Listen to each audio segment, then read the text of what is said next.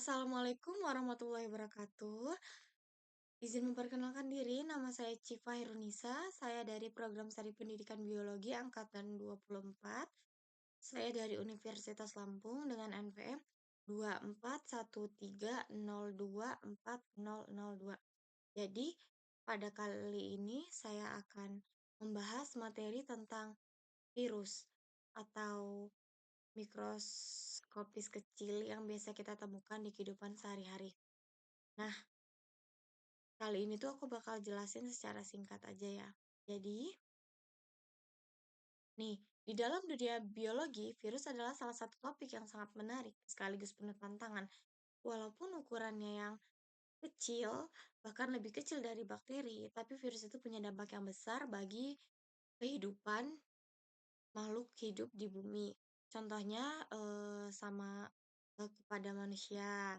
Terus kenapa di mata kuliah biologi itu virus biasanya dibahas secara khusus dalam satu bab tersendiri karena virus itu sangat kompleksitas dan unikannya.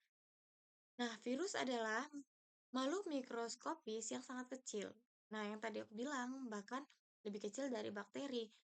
Ukurannya itu bisa ribuan kali lebih kecil dari sel manusia, sehingga hanya dapat dilihat dengan mikroskop elektron. Jadi tanpa mikroskop elektron itu kita nggak bisa lihat virus. Meskipun ukurannya sangat kecil, tapi virus itu punya dampak yang besar kan baik bagi manusia, hewan, tumbuhan, bahkan bakteri. Nah, tadi kan ada pembahasan soal virus itu unik ya. Nah, virus itu disebut unik karena dari cara hidupnya. Nah, virus itu tuh tidak bisa hidup sendiri. Kenapa? Karena dia kalau untuk hidup dia perlu menumpang atau dia perlu sandaran lah ya di dalam sel makhluk hidup yang lain untuk berkembang biak. Jadi itu tanpa inang, virus itu tidak dapat melakukan apa-apa seperti tidak bisa makan, tidak bisa tumbuh, dan tidak bisa reproduksi.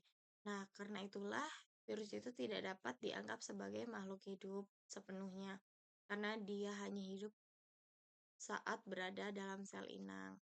Nah, virus itu juga kan pasti punya struktur kan, kayak kita kan punya struktur tubuh ya, kayak misalnya kepala atau tangan gitu kan. Nah, virus juga punya, tapi strukturnya itu sangat sederhana loh. Biasanya terdiri dari dua bagian utama, yang dimana ada material genetik, DNA atau RNA, yang kedua ada selubung protein atau yang biasa disebut dengan kapsid. Nah, virus juga memiliki lapisan tambahan berupa selubung lipid yang mereka ambil dari membran sel inangnya. Meskipun sederhana, virus memiliki kemampuan untuk mengambil alih sistem sel inang dan memaksa sel tersebut membuat salinan virus baru. Nah, salah satu hal menarik lagi dari virus itu keragamannya. Jadi, ada virus yang hanya menyerang manusia, seperti virus influenza dan HIV. Ada juga virus yang menyerang tumbuhan, seperti virus mosaik tembakau. Bahkan ada virus yang khusus menyerang bakteri, seperti bakteriofag.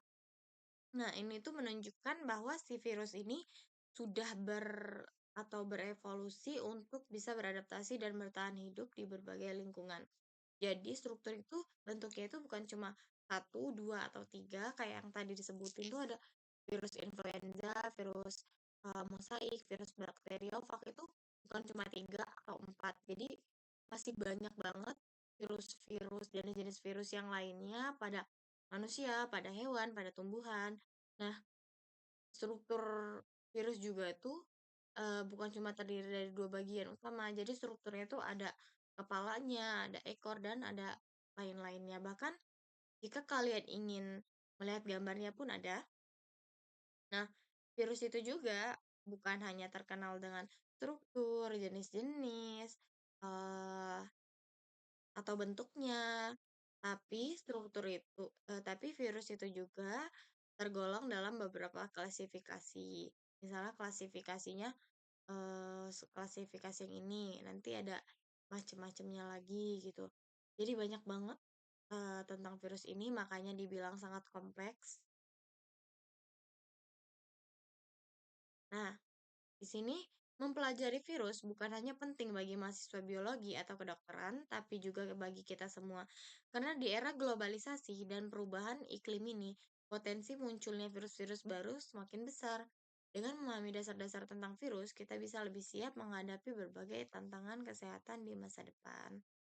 Jadi tuh, kita tuh perlu banget untuk mempelajari virus ini karena tuh, yang kita pernah kejadian di masa kita itu kan, di kehidupan kita kan pernah ada desas-desus tentang virus corona ya, dan itu sangat memakan banyak korban. Jadi, kita tuh sangat butuh banget buat mempelajari virus-virus karena kan, satu cuacanya juga belakangan ini emang yang kurang baik, kayak hujannya terlalu deras, terus kita juga lagi musim-musim flu. Jadi kan virus-virusnya itu sangat banyak ya, jadi kita perlu untuk mempelajari ini. Nah, mungkin cukup sekian penjelasan singkat dari saya tentang virus. Kalau kalian mau penjelasan yang lebih lanjut, kalian boleh baca blog aku.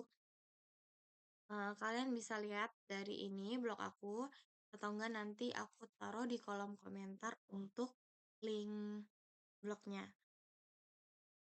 Jangan lupa dibaca materinya, siapa tahu berguna bagi kalian, dan semoga ilmunya bermanfaat. Mungkin cukup sekian saya ucapkan. Wassalamualaikum warahmatullahi wabarakatuh. Sampai jumpa.